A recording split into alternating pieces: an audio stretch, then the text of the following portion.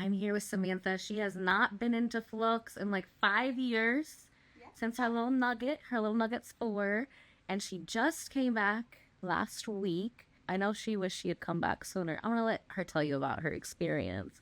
I know you would think like, well, I mean, she didn't carry the baby, right? It was somebody else. So like, why would she have to worry about getting rid of pregnancy weight? And I'm gonna let her tell you because I was shocked too. I was totally wrong about that. Hello, I'm Samantha. So first of all, last Friday I fluxed and lost 11 inches, which is awesome. And as far as the baby weight, something that we did special in our journey that other moms can do as well is I took a lot of hormones and followed this protocol to induce a false pregnancy. So I gained weight. I was measuring about 7.5 months pregnant when she delivered. Wow. And I was able to pump before the baby came and breastfeed after as well.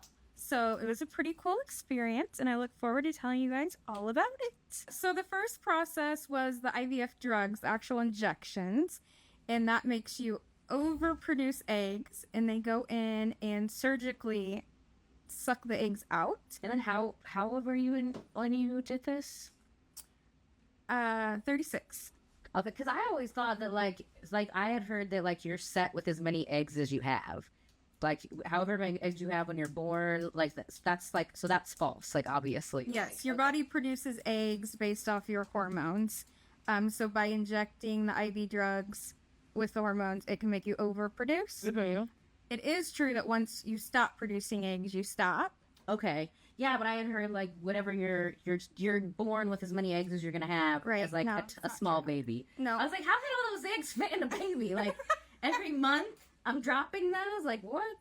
Yep, no, that's not true. And it's also not true that you drop eggs every month either, is it? Did I say that wrong too? Yes, they move around, but we don't drop them. Okay. Right? So if it's not fertilized, it doesn't get used. What made you decide to go with the gestational surrogacy? Yeah, so for us, we wanted it to be our DNA and our baby. So by taking my egg and putting it with my husband's sperm and having my best friend carry, it got to be DNA 100% our baby. Mm-hmm. But I'm not physically able to carry after having my older 2 kids. I had a lot of bleeding problems, and they kept doing ablations on my uterus to get me to stop bleeding. So I wasn't able to carry again. And so that's why we went this route. I was struggling with the fact that my husband really wanted a kid, and I really wanted to be able to give him a kid. But I knew going through everything I went through, there was no way. Like, they told me I wouldn't be able to carry again. And we had just been talking because her husband had been diagnosed with bone cancer, and so they couldn't have any more. And she knew she didn't want any more, but she's like, that thought of not being able to just be pregnant again really bothers me. I really liked being pregnant. Wow. And I was like, oh, what? You guys hate to go these dreams. What? You really like being pregnant? I need someone to be pregnant for me. So we were just like, could this really work? And the first problem was talking our husbands into it. Yeah. Her husband thought it was going to be her baby that she was giving away. And my husband didn't understand that it could be my baby and her carry it. Okay. So you guys sit down and have a dinner, or like, Yeah. you guys are both nurses, right? We're both nurses, and we work together at the same hospital. And at the time, we were working on a women's unit, and we actually worked for the fertility doctor that did all of our stuff. Had privileges in our hospital and had patients in our hospital, so we would see her from time to time. But yeah, we both talked to our husbands separately, and then we all met and had a dinner and kind of like conversated about it and got, both the guys on board with like, hey, this really can happen. Another thing maybe some people don't know is we had to go to like a therapist, and Like a group therapy session or individually? yeah, group. Oh, wow. Yeah, it was group for all of us. And so they kind of went through the how are you going to be able to handle, like with Janelle, giving birth to a baby and then passing it off?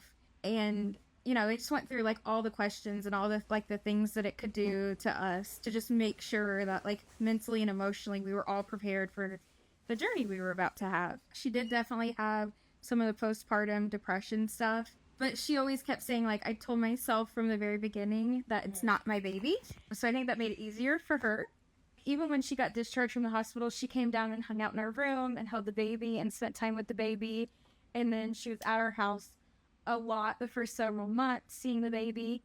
And I mean, we're best friends, you know, we still talk all the time, and she still gets to see Paisley grow up. Oh, that's so sweet. That's like such like the perfect situation for that. Yeah, I agree. I've like asked like my friends before because I was like, I never wanted to have my own kid.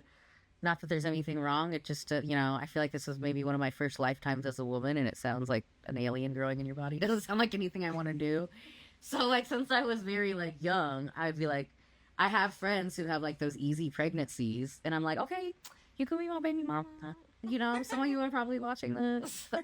like, oh, girl, like you just popped out 6 of those so easy, 4 of those so easy. You know, you can have mine too. You know, I'll buy you a car. I'll get your body snatched. You know what I mean? Like, we'll take care of you. Like, I would be the best like baby daddy ever. I love that. She would too. She's not lying. This works.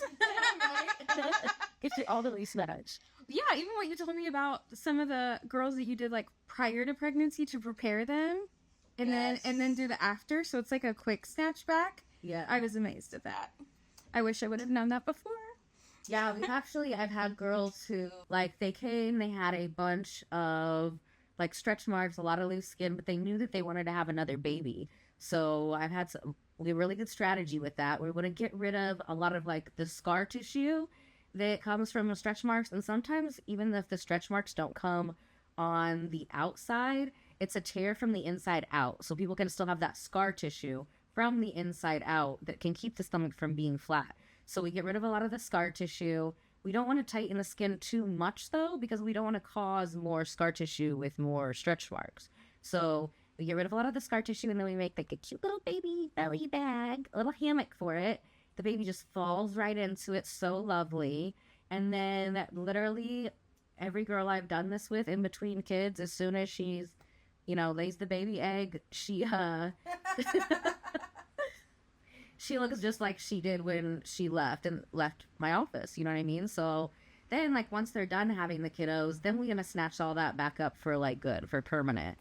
Another thing like she was saying is when people are thinking about having kids, especially later in life, there's a certain way you want to prepare your body to make sure that it is healthy, that you have a healthy, happy oven, and to ensure that you're going to have a healthy, happy pregnancy. So one of the things that we do is getting rid of a lot of the cellulite, because a lot of people just think it's aesthetic, but it can cause problems with circulation.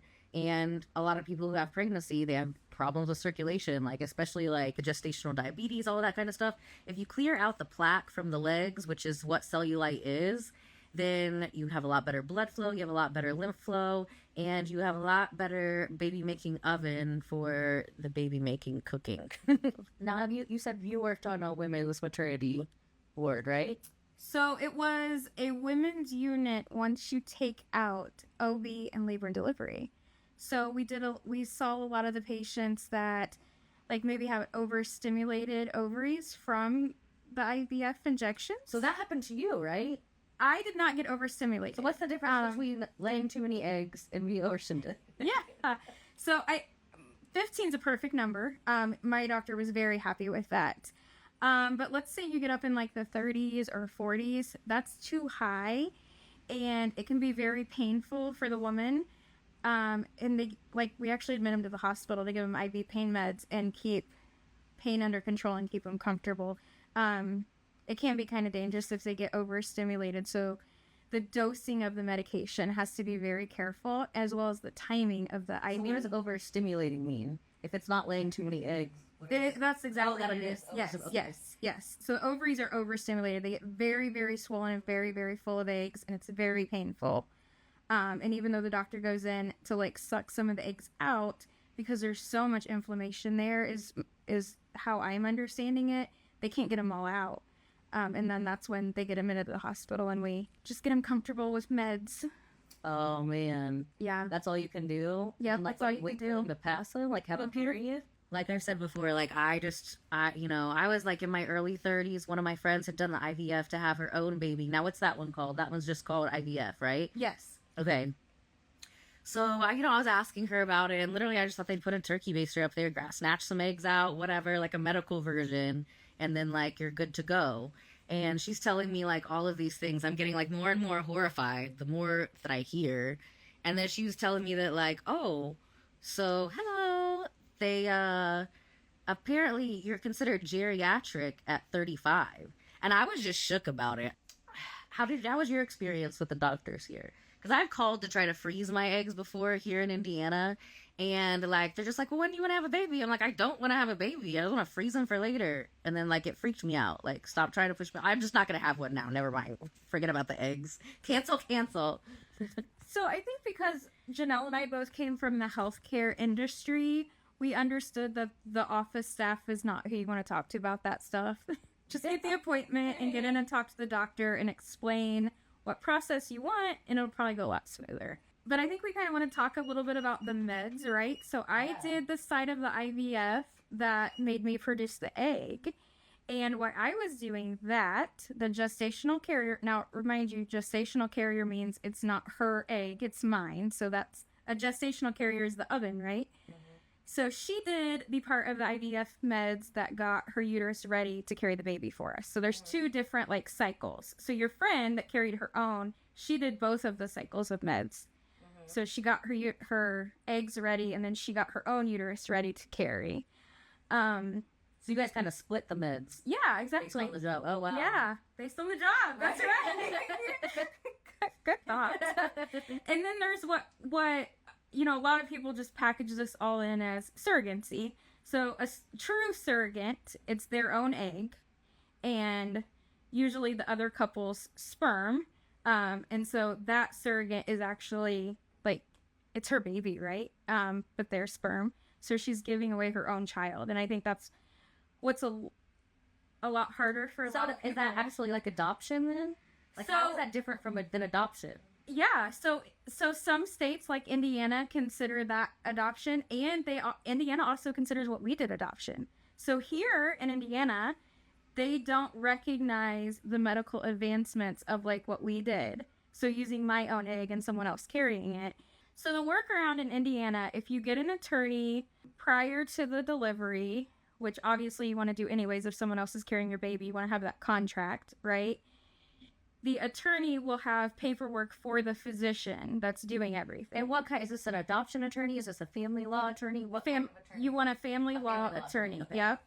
And so he's going to have paperwork that's drawn up that says like 100% DNA, this baby is Samantha and Jeremy's. And that, you know, Janelle is just the gestational carrier.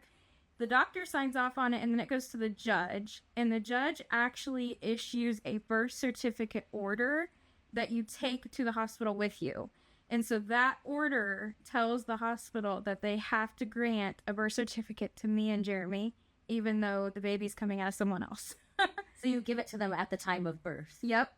But she was fine with me being in there. I got to see the baby's like head crown, and I got to cut the cord.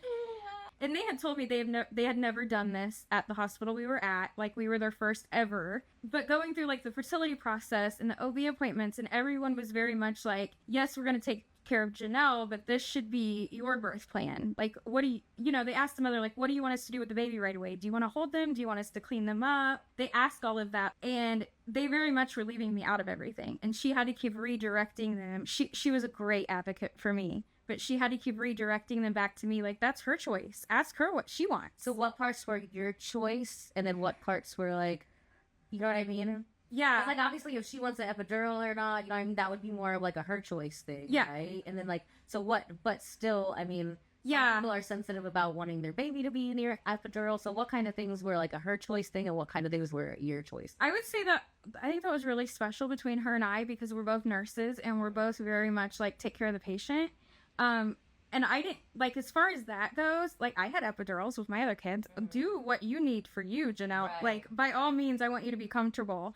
So I let her make all those choices. But as far as, like, Paisley, like, you know, I wore, like, my nursing gown, and I wanted to hold her immediately, and they didn't let me. I was kind of upset about that, because, you They know. gave the baby to her, or No, they just took it. baby? Yeah, they just took it. And that like, happens like with regular births too, I hear. A lot of yeah, people they're are not mad. supposed to. Like, some like hospitals charge you for like skin to skin contact. Like, Yeah. they charge you like some crazy amount to hold your own baby.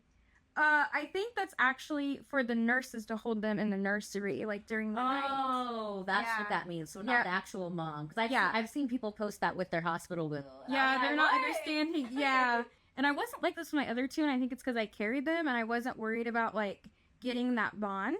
But because I didn't carry her, I wanted to have her on me immediately. I wanted her to know my smell, to, you know what I mean? Yeah, to bond with you. To yeah. bond with me, yeah.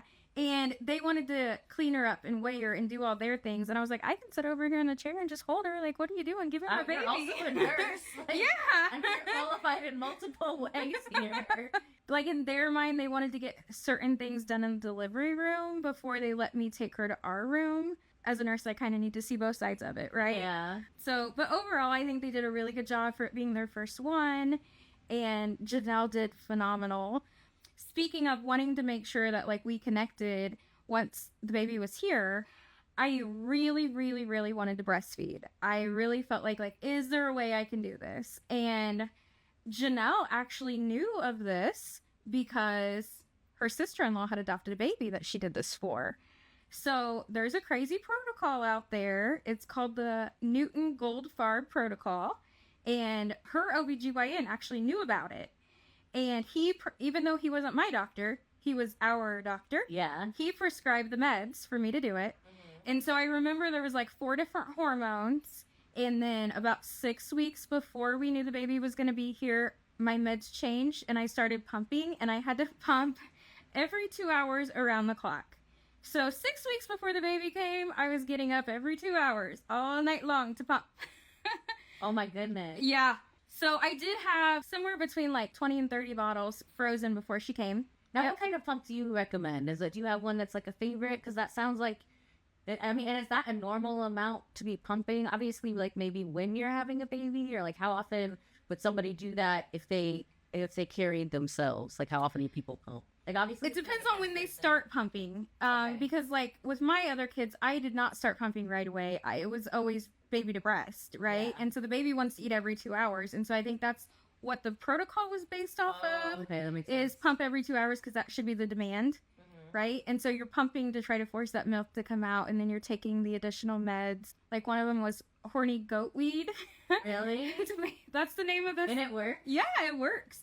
It makes that you... will probably make your boobs grow bigger too. Oh, yes. Really? Yes. Yeah, how much bigger did they get? We're always down for the natural enhancements. Yeah, so that's definitely a natural enhancement. And I went up 2 cup sizes. Hey, I was gonna say. One of them did.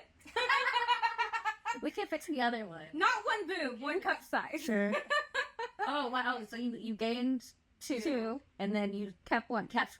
How was that compared to because you breastfed your other kids, right? Yeah, I think it was a lot different experience. So there's 17 years between my oldest and my youngest. Is it good? And 15 years between my middle and my youngest. And so breastfeeding my middle child, I overproduced. I had a huge production. With the forced breastfeeding, I didn't get near as much milk. I was pumping before she came. I was getting about 2 ounces every 2 hours. And once she came, I was getting about 4.5 every 2 hours. It's a little odd because they say baby to breast will make you produce more. But because I think mine was forced and she wasn't necessarily sucking as hard as maybe the pump, I actually started producing less when she was nursing compared to when I was pumping. So we did start supplementing, but she continued to nurse, I think, until about 4 months. So I was just happy that she got some of those. Yeah. I suffer with gluten intolerance and celiac, so I wanted her to get my breast milk would produce higher levels of IgG and higher levels of IgA. I do know if you have any type of immune condition, your breast milk will have higher levels of whatever immune cell you need to fight that condition. And is that the colostrum? Yes. That is in the colostrum? That is in the colostrum. Oh, okay, so those two things are the magic ingredients for the colostrum. You got it. We're learning. Catching. So, blood type. Yes. Did you look that one up? Huge question. I did, and I was very shocked by the answer. And I had heard from somebody who had, I think she had carried a surrogacy for someone, her friend or her sister or something, and they had a different blood type. So I had heard that, okay, the mommy and daddy, like the egg and the sperm donor, like their DNA will be in them. Say both of them are O, just to make it easy. But if like the oven, the carrier, the surrogate has like AB blood, then that's the blood that was running through the baby at the time of it growing in her belly, then like the baby could possibly have the surrogates, the oven's blood type. Is that true or is that a myth? We talked about this Yeah. before, and I totally understood where you were coming from, and I totally thought that what you heard was right.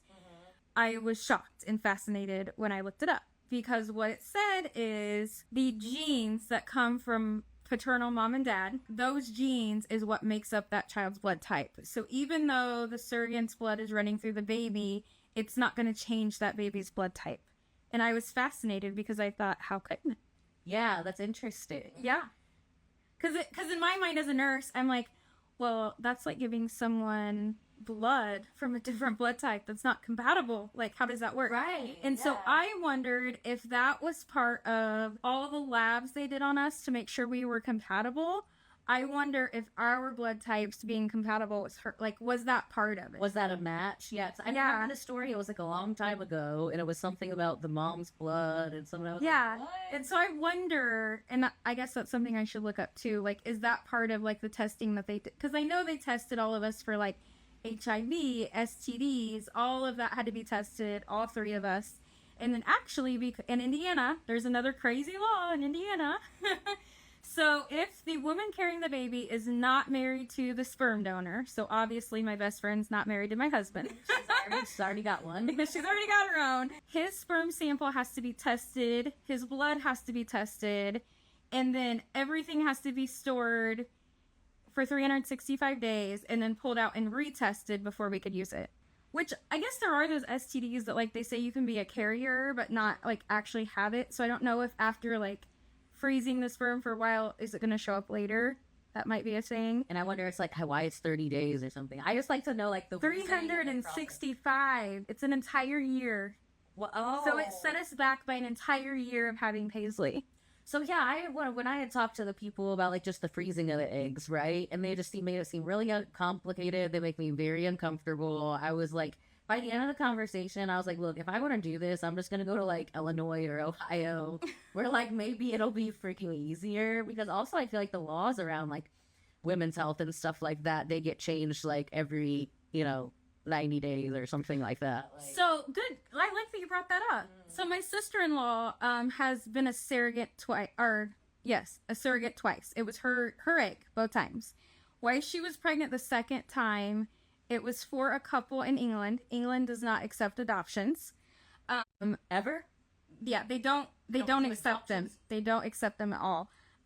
So what for Annie and stuff? Like, wasn't that in England? Like, They don't get adopted out. They stay in the they orphanage. just stay in the orphanage Yeah. forever? What is wrong with you, England? I know. These little kids need families. Like, are you serious? Like, Yeah. So that's why this couple, they were like a lawyer and a doctor, and that's why they were going this route, and that's why they came over here to find a surrogate, like through a company. And Now, did they live here during that time? Did they have to live here during that time? they came and stayed for weeks at a time, but they Okay. would go back. Okay. So why Melissa was pregnant with their baby, Indiana changed their law. Before, they didn't have that whole, like, it came out of you, they have to adopt thing.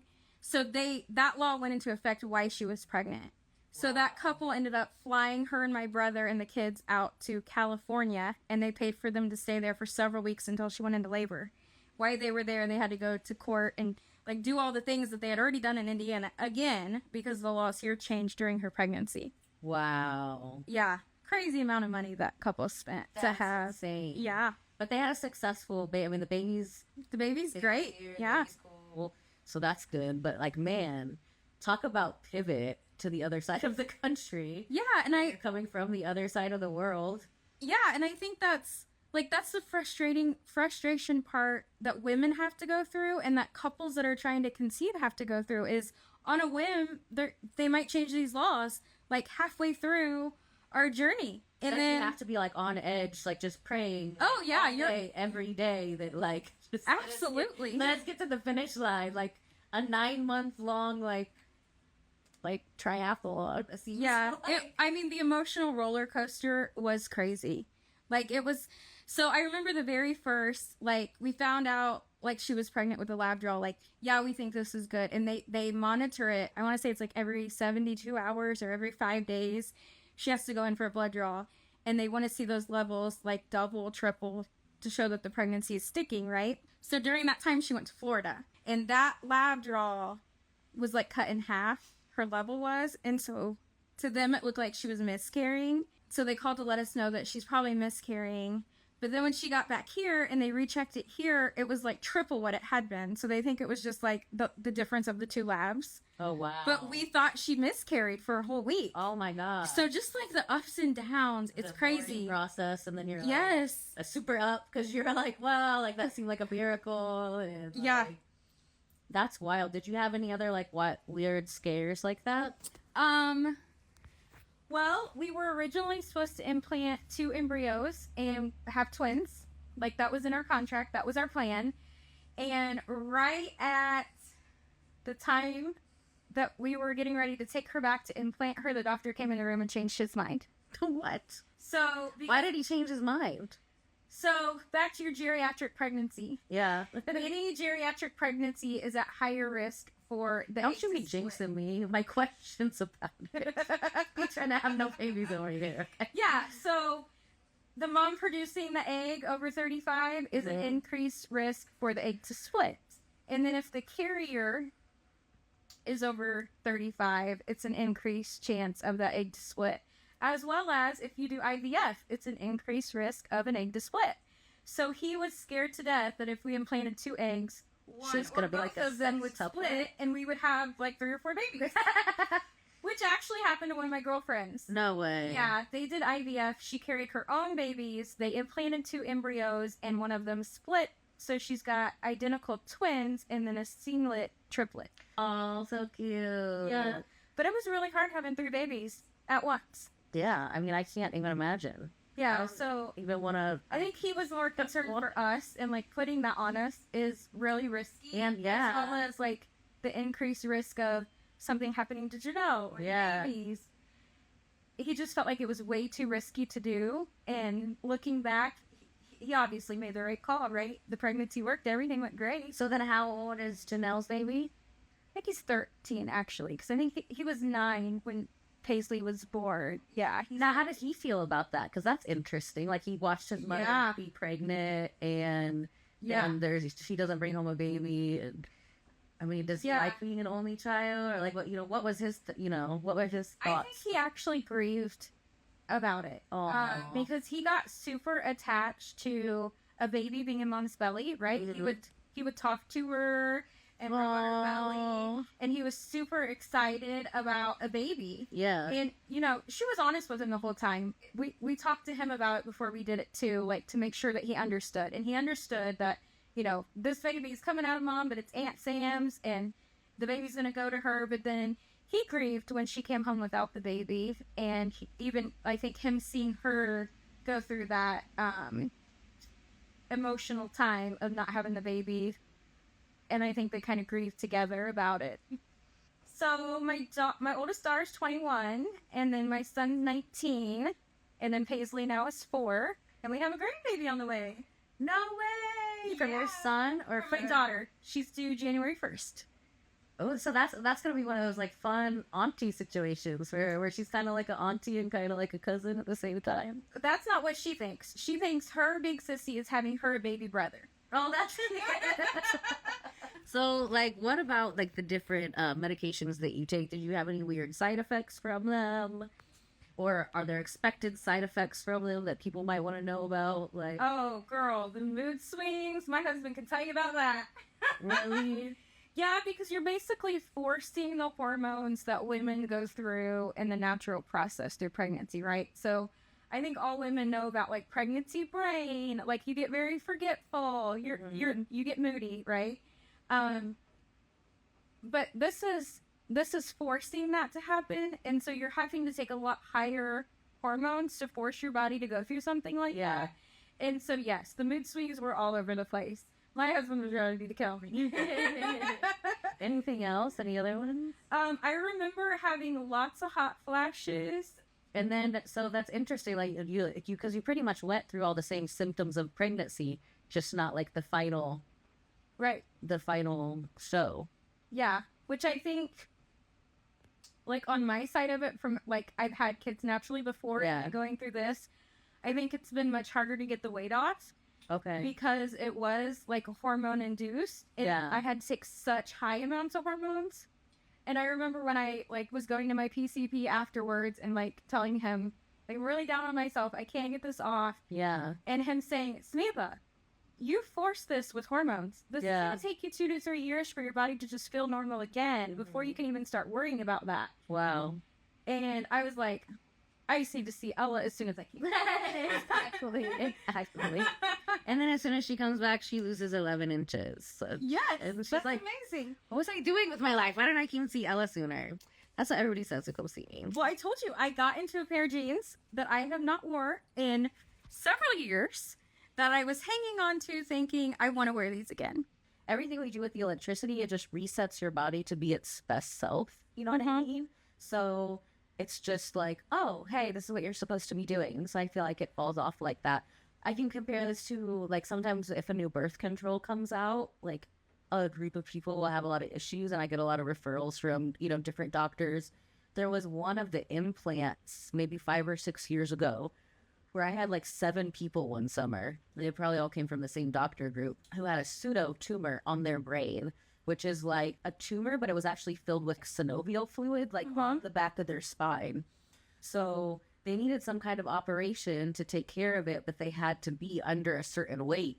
And all of these women gained like 60, 70 pounds in like 30 or 40 days. Oh my gosh. So they couldn't work out because it would raise their blood pressure and it could risk their pseudotumor bursting and they could die. So it's like not like a cancerous tumor. It's just like a weird thing that happened with this type of birth control. Like birth control kind of freaks me out after seeing like a lot of people have complications and fixing it. But since it did come on so fast in an unnatural way, you know, every single one of those girls lost, you know, 40, 50 pounds within like 6 weeks. So like, didn't lose all of it because all of them did gain like 60, 70, but like just because it came on so fast. And then the other, you know, then we had to worry more about like the skin tightening. But it was cool that so much of it came off.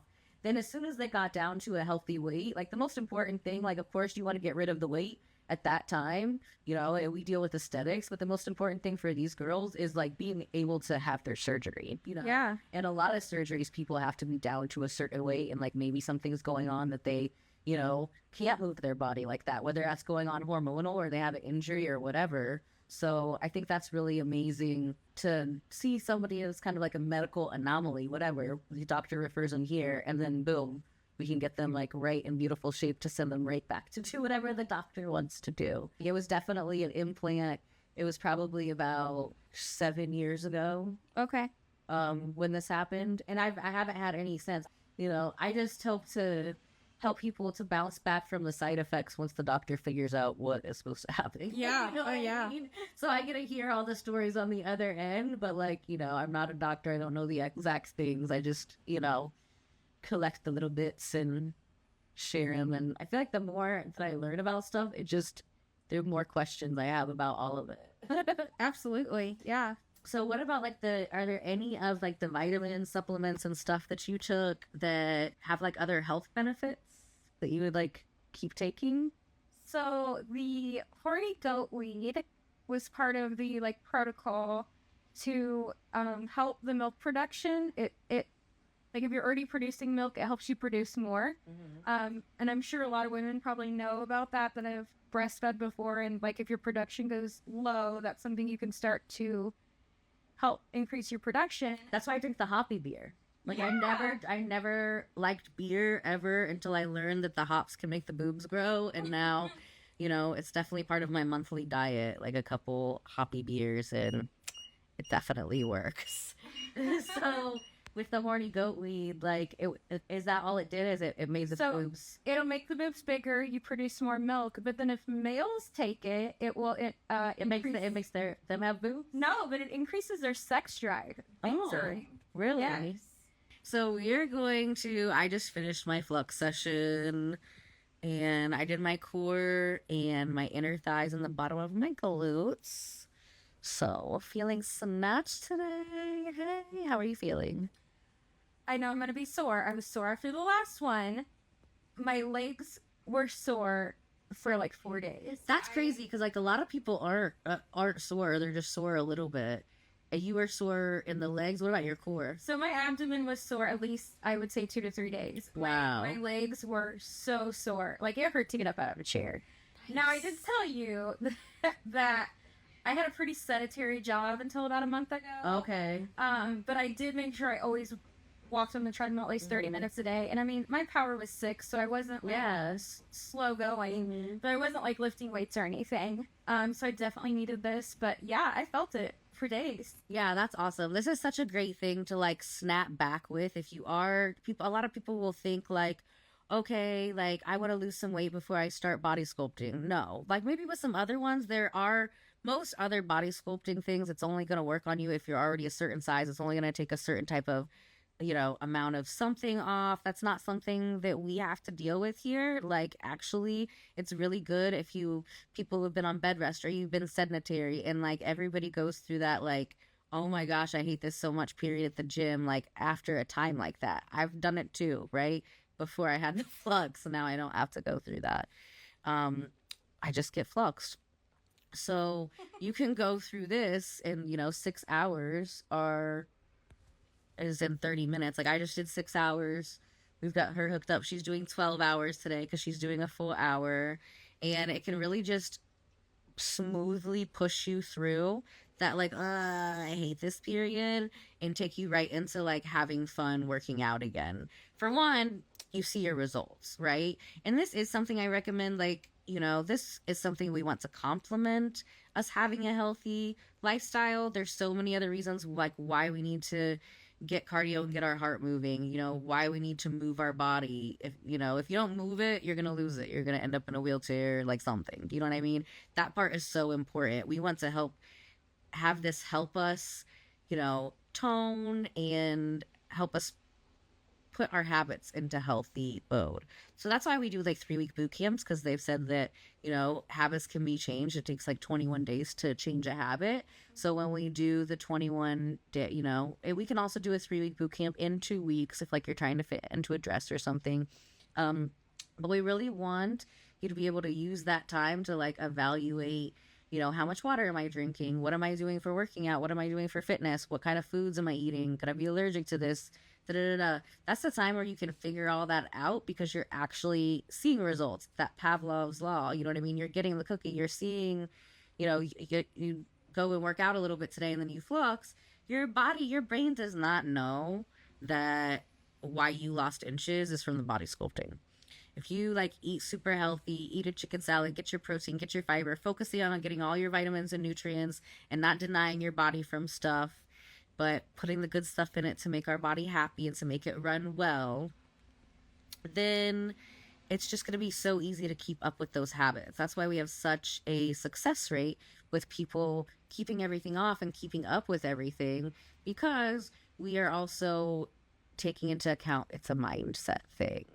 And soon we're going to make it official. I'm not a personal trainer and I'm not a nutrition coach yet, but by the end of this year I will be, and then I will feel a lot more comfortable sharing a lot of the secrets with you guys that I do share with my clients when they're in here, where I tell them, hey, this is what I do, this is what I would do, you know what I mean, if I was in that situation, hypothetically. But soon I'm going to be able to tell you like professionally, but we always want to stay within our scope of practice. That's why it's so fun to have people like Samantha here, who's not only went through it, but she's also a nurse. She can also share all this information with us from a pharmaceutical, from a in-person, and from a medical perspective. What all areas have you nursed in? Yeah. Like, start with like what you're doing now and then go backwards. Go backwards? Yeah. Okay. So right now I am a nursing manager at a recovery center. So we are inpatient, kind of like a hospital setting. We do inpatient detox for alcohol use, opioid use, meth, heroin, cocaine, all of the things.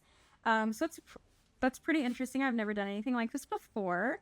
Prior to this job, I was at IU Health running an ICU survivor center. So we specialize in what's called post-intensive care syndrome. And so any patient that's in the ICU for any reason can have post-intensive care syndrome. It's going to look like PTSD.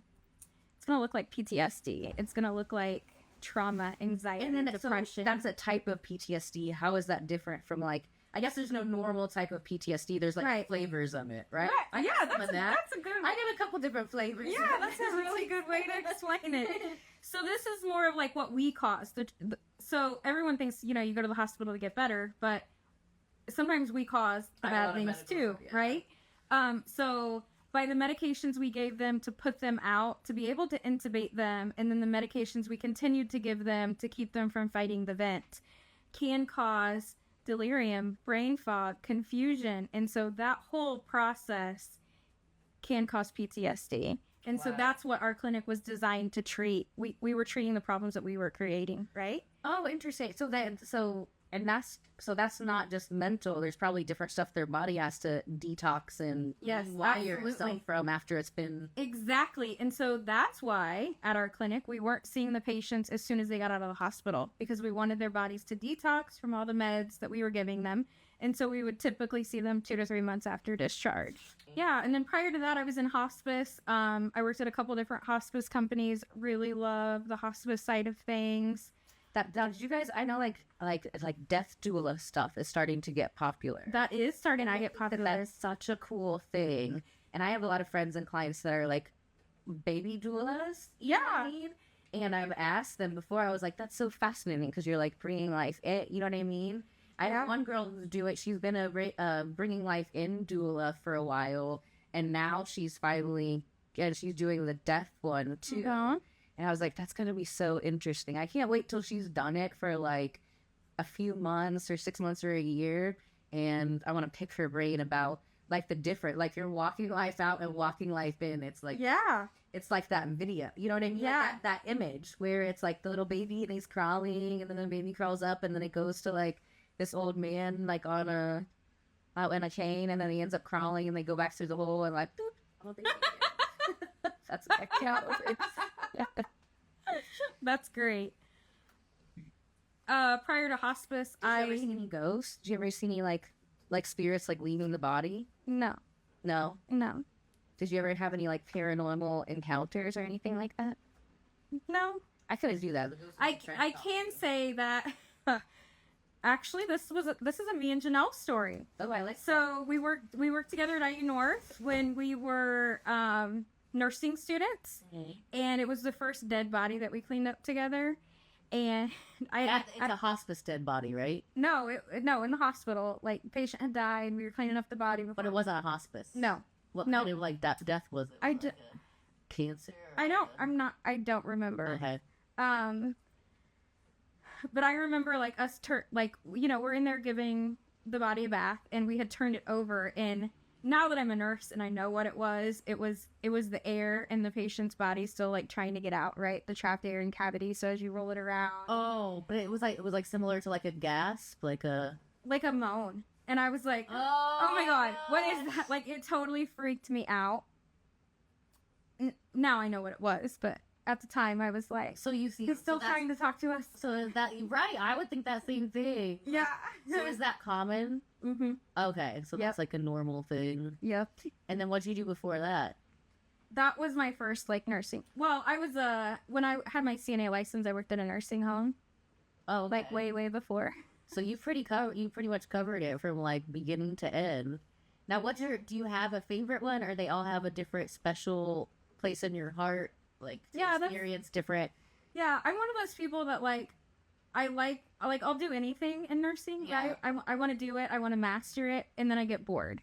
Right. And it's time to do something else. Yeah, you know. And so I think that's why I kind of like went complete opposites in the things that I've done, is because I want to learn something really new that I've not done. And I know you're like pretty fresh in what you're doing now. Do you have any other areas that you would like to explore, like before you retire? Like anything else on the list? I don't know, but I didn't even know I wanted to do this one until I had a personal family experience with drugs in rehab.